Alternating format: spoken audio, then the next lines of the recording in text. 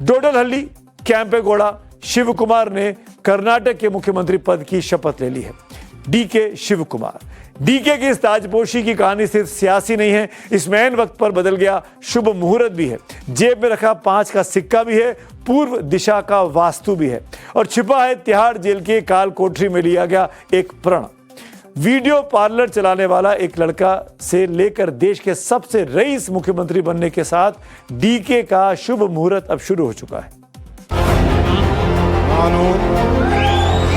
DK Shivkumar ಎಂಬ ಹೆಸರಾದ ನಾನು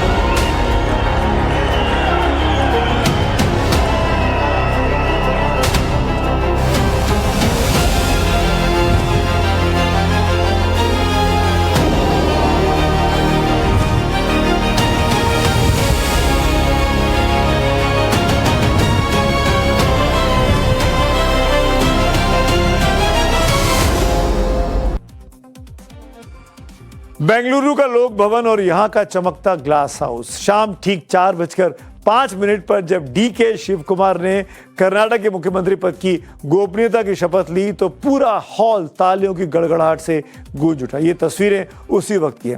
राज्यपाल थावरचंद गहलोत ने डीके को पद और गोपनीयता की शपथ दिलाई। जिस वक्त डीके शिव कुमार सीएम पद की शपथ ले रहे थे तभी उनके हाथ में संविधान की किताब भी दिखाई दी थी। स्टेज पर जब डीके शिव कुमार के सीएम पद की शपथ लेने के लिए नाम का ऐलान हुआ तब की तस्वीर बहुत दिलचस्प है। राज्यपाल शपथ दिलाने के लिए गहलोत साहब अपनी सीट पर खड़े हो गए, लेकिन डीके ने पहले झुककर जनता जनार्दन का अभिवादन किया और वो बाकायदा दंडवत हो गए मंच के ऊपर। फिर मंच पर ही रखे गए अपने गुरु अजैया की तस्वीर के पास जाकर उन्हें नमन किया। अजैया तुमकुरु के प्रसिद्ध कड़ा सिद्धेश्वर मठ के गुरु हैं और इनमें डीके की अटूट आस्था रही है। इससे पहले लोक भवन में कर्नाटक के नए कप्तान डीके शिव कुमार ने मौजूद संतों के पैर छूकर उनका आशीर्वाद लिया। डीके बहुत मानते हैं इन तमाम चीज़ों को। डीके इस समय बहुत विश्वास करते हैं, पूजा पाठ, तांत्रिक, समय की पाबंदी, बहुत ही जिसको आप कहते हैं ना, इस बात का एप्रीहेंशन उनके मन में रहता है कि उनके हाथ से चीज़ें निकल ना जाएं। इस शपथ ग्रहण में जितनी चर्चा सत्ता के ट्रांसफर की थी उससे कई गुना ज्यादा चर्चा थी ज्योतिष, वास्तु और शुभ मुहूर्त की। सियासत के सबसे बड़े मंच पर सब कुछ स्क्रिप्टेड था, लेकिन वो स्क्रिप्ट किसी नेता ने नहीं बल्कि ग्रहों की चाल ने तय की थी।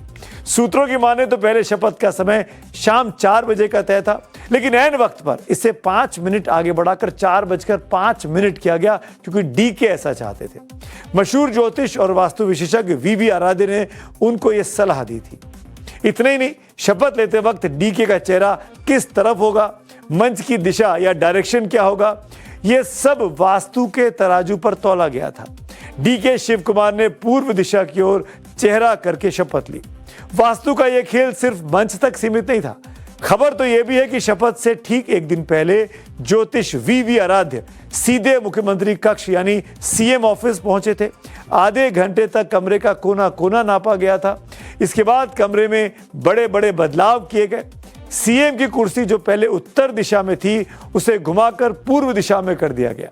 मान्यता है कि पूर्व दिशा से ही पॉजिटिव एनर्जी आती है। सीएम के कमरे में जब अजैया की तस्वीर लगेगी, डीके जैसा कि मैंने बताया अजैया के परम भक्त माने जाते हैं। पिछले 3 साल से जब वो डिप्टी सीएम थे तब भी अजैया उनके साथ थे और अब मुख्यमंत्री के साथ भी उनकी तस्वीर वहां पर मौजूद रहेगी। ये वही डीके शिव कुमार है जो विधानसभा में हमेशा उत्तर द्वार से घुसते हैं और आज भी शपथ लेने के बाद जब डीके विधानसभा पहुंचे तो उन्होंने इस बात का पूरा ख्याल रखा। और हाँ, जब दिल्ली में राहुल गांधी से सीएम पद की फाइनल डील करने के लिए गए थे तो ज्योतिष के कहने पर अपनी जेब में 5 रुपए का सिक्का रखकर गए थे। किस्मत चमकी और सिक्का उनका चल गया। Congress history is country's history. Congress strength is country's strength. Ji came to visit me in Bihar for the first time. To save a party worker, she had come. After I came out, within a few days, the Gandhi family, Srimati Sonia Gandhi, sat together and appointed me as the Karnataka Pradesh Congress Committee President. अब जब बात ज्योतिष और मान्यताओं की निकली है तो कर्नाटक की राजनीति का वो दिलचस्प पन्ना पलटना भी जरूरी है जिसने देश भर में एक वक्त में खूब सुर्खियां बटोरी थी। जिनको नहीं पता है वो देखिएगा, बहुत दिलचस्प किस्सा है। ये बात जून 2016 की है।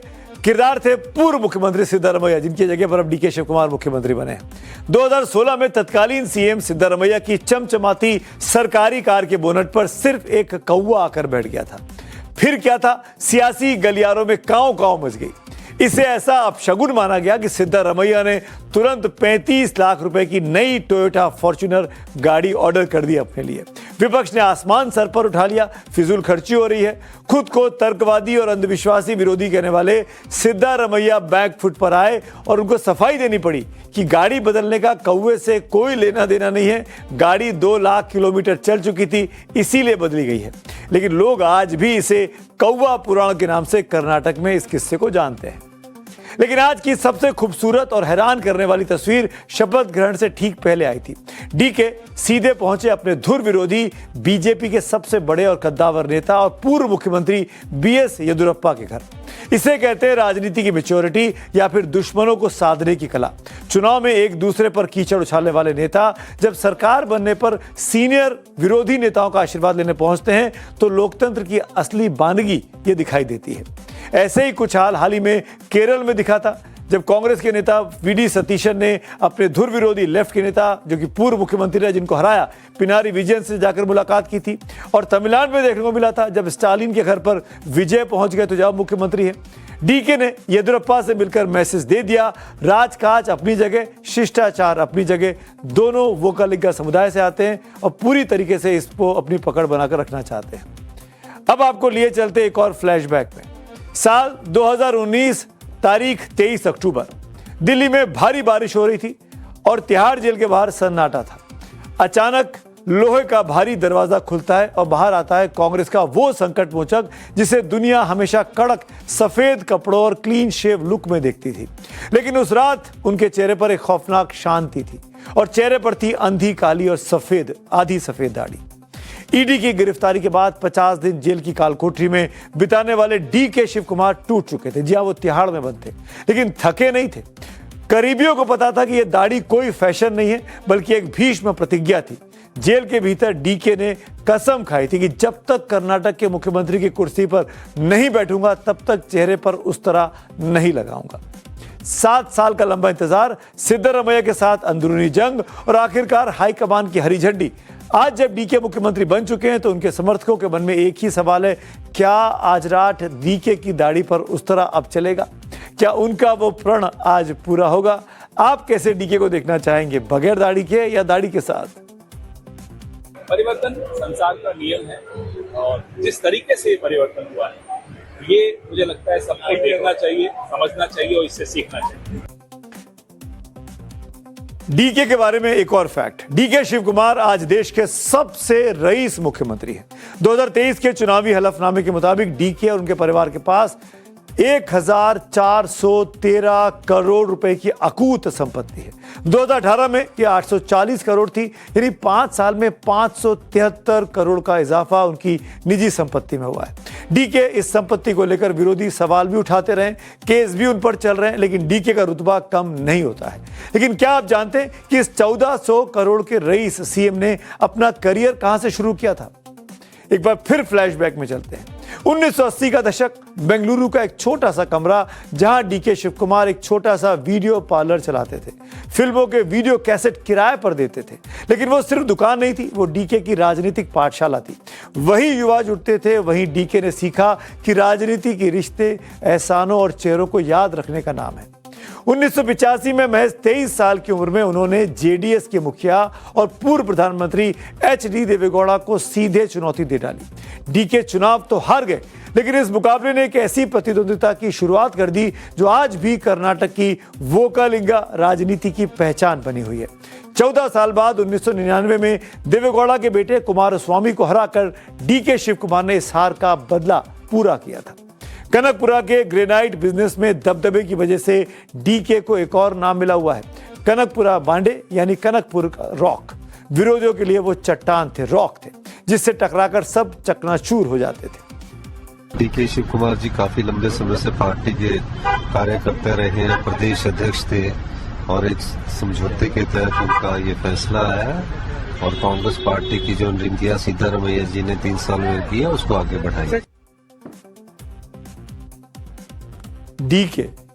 डीके वो नेता नहीं है जो दिल्ली के भरोसे राजनीति करते हैं। उन्होंने खुद का एक ऐसा किला बनाया हुआ है कि दिल्ली को उनकी जरूरत पड़ गई। साल 2002 की बात बताता हूं। महाराष्ट्र की कांग्रेस की सरकार विलासराव देशमुख की गिरने वाली थी। डीके ने विधायकों को बेंगलोर के रिजॉर्ट में छुपा लिया और सरकार बच गई। साल 2017 में कैसे संकट मोचक बने? कांग्रेस के कद्दावर नेता थे अहमद पटेल। उनका राज्यसभा का चुनाव था जो कि फंस गया था। बीजेपी के चक्रव्यूह से कांग्रेस विधायकों को निकालकर इसी कनकपुरा के रॉक ने अहमद पटेल का चुनाव जिताया और इसके बाद डीके गांधी परिवार के सबसे बड़े संकट मोचक पार्टी के भीतर बन गए। 2017 में आईटी के छापे पड़े। 2019 में वो जेल गए, लेकिन जेल से बाहर आकर कोविड के दौरान मेकेदातु पद यात्रा निकालकर डीके ने कांग्रेस कर्नाटक में वो जान फूंक दी जिसने 2023 में बीजेपी की मजबूत सरकार को सत्ता से उखाड़ दिया, इन्हीं येदियुरप्पा साहब को।